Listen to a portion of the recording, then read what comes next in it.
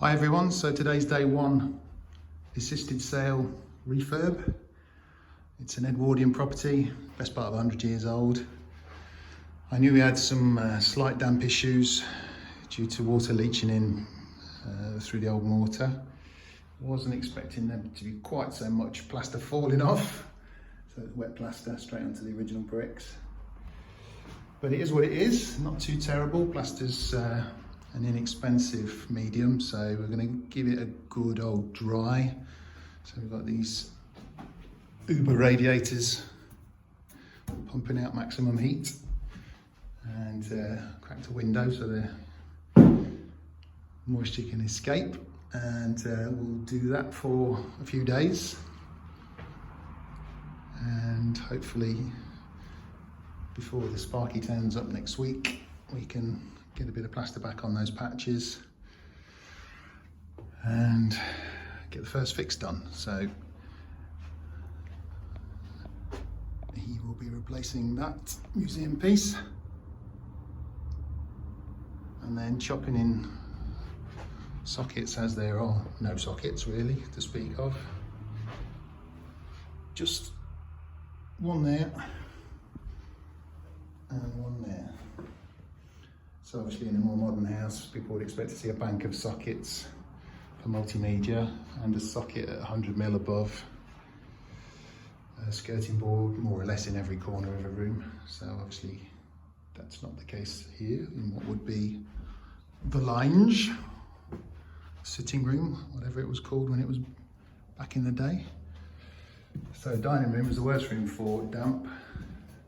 So the patio was built too high and water's just been leaching through again, and a tad more plaster fell off than was expected, but you just keep tapping till you get that nice hard sound, and if it's a empty sound like that, it's got to come off because it's going to fall off anyway. There's not much point painting over that because the moisture is just going to leak straight through again. So hopefully it doesn't get any worse than that. That was the worst chimney infill I've ever seen. Not quite sure I'm going to handle that yet. I'm going to leave a vent that's open up to the chimney now, so at least it can breathe. It was totally blocked. There doesn't seem to be a lintel in there, which is interesting. So I might just put a little concrete lintel in. And again, let it dry out. And re-plaster, wet plaster or board and plaster, not sure yet. And yeah, so that's end of day one. A bit of site clearance was done outside as well in order to get the car onto the property, because it's rear parking only. So it's on a very busy road at the front and it's quite difficult to park. So nature had found a way and taken over the rear access. It's got a lovely long garden. So I did a bit of chopping trees and roots and overgrowth this morning. And the beauty of this property is it's very close to the town centre. It's a 6-minute walk to the dead centre of town, which is unusual for detached properties in this area, mostly terraced stock. Next door is a mirror image, and they've extended as well, so that's the potential here.